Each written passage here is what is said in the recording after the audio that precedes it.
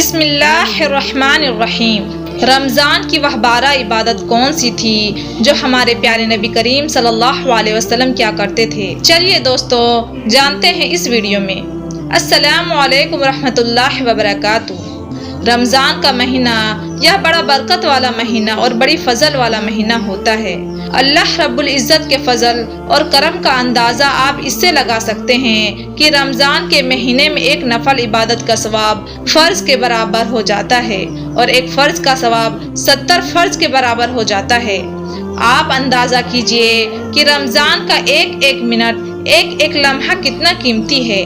آئیے میں آج آپ لوگوں کو بتاتی ہوں کہ رمضان کے مہینے میں ہمیں کون سی عبادت خاص طور پر کرنا چاہیے اور کون سی عبادتوں کا رمضان کے پورے مہینے معمول بنا لینا چاہیے۔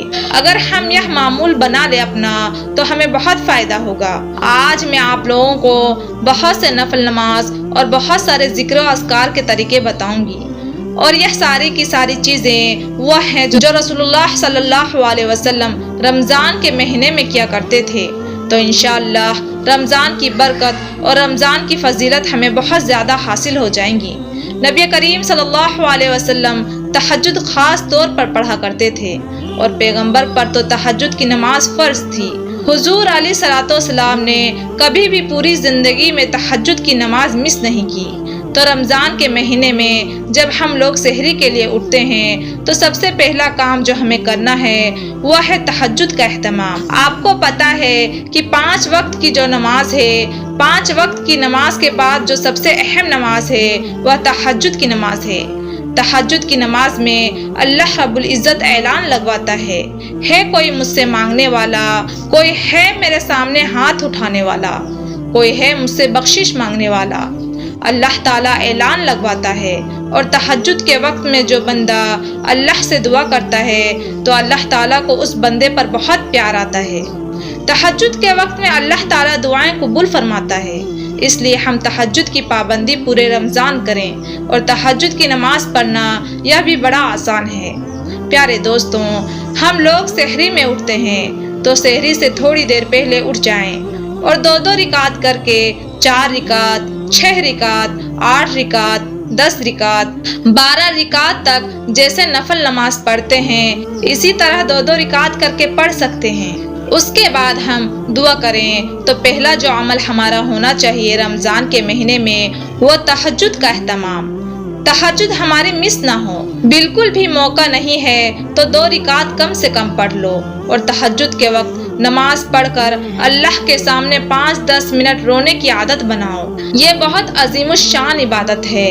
تو پہلا کام تہجد کا اہتمام۔ دوسرا، سحری ضرور کیجئے۔ نبی کریم صلی اللہ علیہ وسلم نے ارشاد فرمایا، سحری کیا کرو کیونکہ سحری کرنے میں یقیناً برکت ہے۔ سحری جو ہے وہ برکت والا کھانا ہے۔ حضور علیہ الصلوۃ والسلام نے کبھی بھی سحری کو نہیں چھوڑا۔ سحری کے وقت ہم لوگ اٹھتے ہیں، دل نہیں کرتا ہے۔ بعض لوگ ایسے بھی ہیں جو بغیر سحری کے روزہ رکھتے ہیں، تو ضروری نہیں ہے کہ آپ 2 روٹی کھاؤ، 4 روٹی کھاؤ، بہت سارے آئٹمز کھاؤ۔ سحری کی نیت میں 1 گھونٹ پانی ہی پی لو۔ سحری کی نیت سے 1 کھجور ہی کیوں نہ کھا لو، کیونکہ سحری کرنا نبی کی سنت ہے۔ تو دوسرا عمل ہے کہ سحری ہمیں پابندی سے کرنی ہے۔ تیسری عبادت جو رمضان کے مہینوں کی ہے وہ ہے روزہ۔ روزہ کسی بھی صورت میں ہمیں نہیں چھوڑنا چاہیے۔ ہاں، جو شریعت نے وجہ بتائی ہے کہ ان وجہ سے ہم روزہ چھوڑ سکتے ہیں، جیسے مان لیجئے حاملہ عورت، یا کوئی بیمار ہے، یا کوئی سفر پر ہے، یا کوئی بہت بوڑھا ہے، تو شریعت نے جن چیزوں میں اجازت دی ہے کہ آپ روزہ چھوڑ سکتے ہیں، اور اگر وہ وجہ آپ میں پائی جا رہی ہیں تو آپ روزہ چھوڑ سکتے ہو۔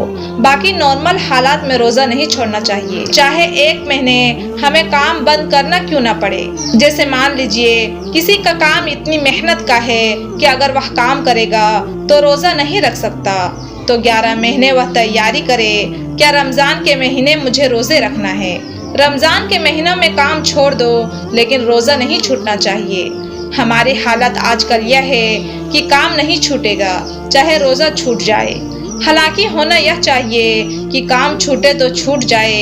11 महीने आप रमज़ान के महीने की तैयारी करो कि रमज़ान के महीने में मुझे कमाना नहीं है, बैठ के सिर्फ रोज़ा रख के इबादत करनी है। लेकिन रमज़ान का रोज़ा छोड़ना यह बिल्कुल भी जायज़ नहीं है। रसूलुल्लाह सल्लल्लाहु अलैहि वसल्लम ने रमज़ान के एक रोज़े की फजीलत को बयान करते हुए फरमाया कि जो शख्स बगैर किसी शर्अ उज़र के एक दिन रमज़ान का रोज़ा छोड़ दे और वह फिर तमाम उम्र के रोज़े भी रखे तो उसे एक रोज़े का बदला नहीं मिल सकता। आप अंदाज़ा कीजिए कि एक रोज़े की फजीलत कितनी ज़्यादा है। तो रमज़ान का रोज़ा नहीं छूटना चाहिए। कमज़ोरी आ रही है, बर्दाश्त कर लो। चक्कर आ रहे हैं, थोड़े से बर्दाश्त कर लो, क्योंकि रमज़ान के जो रोज़े हैं वह है ही इसलिए कि अल्लाह की मोहब्बत में इन तमाम चीज़ों को फेस करना। चौथी इबादत है फ़र्ज़ नमाज की पाबंदी। आप लोगों को पता है यह जो 5 वक्त की नमाज हर मुसलमान पर फ़र्ज़ है यह कितनी अहम है। आखिरत के मैदान में सबसे पहला जो हिसाब होगा वह नमाज का होगा, और जिसकी नमाज ठीक होगी तो बाकी सारे आमाल भी उसके ठीक हो जाएंगे। इसलिए नमाज के एहतमाम करें। कोई आदमी अगर रोज़ा रखता है और नमाज नहीं पढ़ता या नमाज छोड़ देता है, नमाज कज़ा कर देता है या जमात से नमाज नहीं पढ़ता तो बड़े सवाब से महरूम हो गया। इसलिए रमज़ान के महीने में हमारी कोशिश यह होनी चाहिए कि कोई भी नमाज हमारी मिस नहीं हो। मेरे भाई लोग, आप जमात के साथ नमाज पढ़िए, आप तकबीरुल उला के साथ नमाज पढ़िए, सुन्नतों और नफिल के पाबंदी के साथ नमाज पढ़िए, क्योंकि एक नफल का सवाब भी फ़र्ज के बराबर है और एक फ़र्ज का सवाब भी 70 फ़र्ज के बराबर है। इसलिए नमाज की पाबंदी करें। होता क्या है कि रोज़ा रख लिया, रोज़ा रखने के बाद सो रहे हैं, आपकी ज़ोहर की नमाज गायब हो गई, आपकी फजर की नमाज गायब हो गई, तो नमाज आपकी छूटनी नहीं चाहिए। 5वां अमल रमज़ान के महीने में जो हमें करना चाहिए वह है कुरान मजीद की तिलावत। कुरान मजीद के रमज़ान के साथ एक ख़ास ताल्लुक है, क्योंकि रमज़ान के महीने में ही कुरान मजीद नाजिल होना शुरू हुआ। हुजूर अलैहिस्सलातु वस्सलाम रमज़ान के महीने में कुरान मजीद की खूब तिलावत फरमाते थे। हजरत जिब्राइल अलैहिस्सलाम के साथ कुरान मजीद का दौर निकालते थे और हुजूर अलैहिस्सलातु वस्सलाम ने इरशाद फरमाया कि कुरान मजीद पढ़ा करो, क्योंकि वह क़यामत के दिन अपने पढ़ने वाले के लिए सिफारिश करेगा।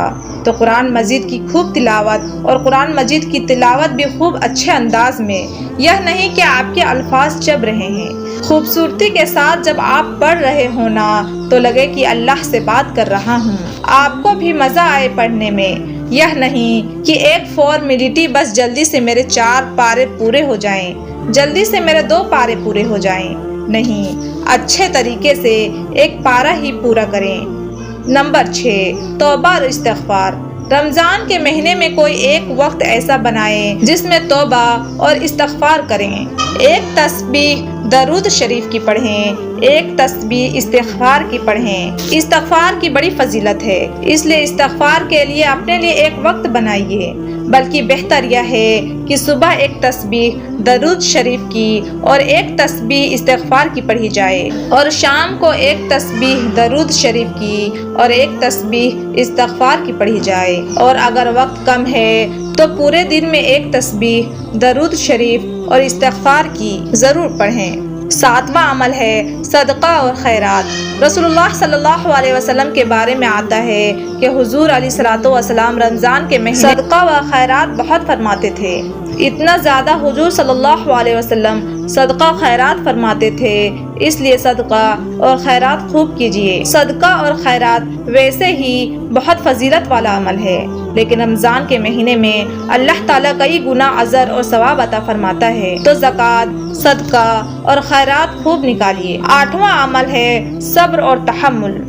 रमज़ान के महीने में जब आदमी रोज़ा रखता है तो चिड़चिड़ाहट भी आती है, बच्चों पर, बीवी को शौहर पर, और कभी कभी किसी से नोक झोंक हो जाए तो जुबान से बाज़ दफ़ा बहुत सारी बातें निकल भी जाती है। इसलिए सब्र और तहम्मुल ये भी एक बड़ी इबादत है। रमज़ान के महीने में रसूलुल्लाह सल्लल्लाहु अलैहि वसल्लम का इरशाद है कि रमज़ान के महीने में रोज़े की हालत में अपनी ज़ुबान की हिफाजत करो। कोई अगर तुमसे उलझ रहा है तो उससे बोल दो कि मेरा रोज़ा है, मैं आपसे बात नहीं कर सकता। सब्र और दरगुजर का मामला करो। 9वीं इबादत है नवाफिल का अहतमाम। हम नफल खूब पढ़ें। मान लीजिए रात को मौका मिल रहा है तो नफल नमाज पढ़ें। हुजूर सल्लल्लाहु अलैहि वसल्लम रमज़ान के महीने में नफल खूब पढ़ा करते थे। इसी के साथ साथ बहुत सारी नफल नमाज भी है, हम वह भी पढ़ सकते हैं। वह नफली नमाज कौन कौन सी है? जैसे कि इशराक की नमाज। इशराक की नमाज की बहुत ज़्यादा फजीलत, और इशराक की नमाज जो है वो सूरज निकलने से 20 मिनट के बाद पढ़ी जाती है और 2 रिकात या 4 रिकात इशराक की नियत से पढ़ी जाती है। इनका सवाब हुजूर सल्लल्लाहु अलैहि वसल्लम ने इरशाद फरमाया कि इशराक की नमाज पढ़ने का जो सवाब है वह एक हज और उम्रे के बराबर है। अगली नमाज है वो है चाश्त की नमाज। चाश्त की नमाज जो है वो सूरज निकलने के 1-1.5 घंटे के बाद इसका टाइम शुरू होता है और जवाल का टाइम शुरू होने से पहले पहले तक रहता है। रसूलुल्लाह सल्लल्लाहु अलैहि वसल्लम ने इसकी भी बड़ी फजीलत बयान फरमाई और हुजूर ने इरशाद फरमाया कि जिसने चाश्त की 2 रिकात पढ़ी तो उसका नाम गाफिल में नहीं लिखा जाएगा। जिसने 4 रिकात पढ़ी तो उसका नाम इबादत गुजार बंदों में लिखा जाएगा। जिसने 6 रिकात पढ़ी उस दिन उसकी किफ़ायत की जाएगी। जिसने 8 रिकात पढ़ी उसे अल्लाह ताला की इता करने वालों में लिखा जाएगा। और जिसने 12 रकात पढ़ी तो उसके लिए जन्नत में अल्लाह ताला घर बना देंगे। तो 2 रिकात से लेकर 12 रिकात तक पढ़ी जाती है। एक नमाज है अवाबीन की नमाज।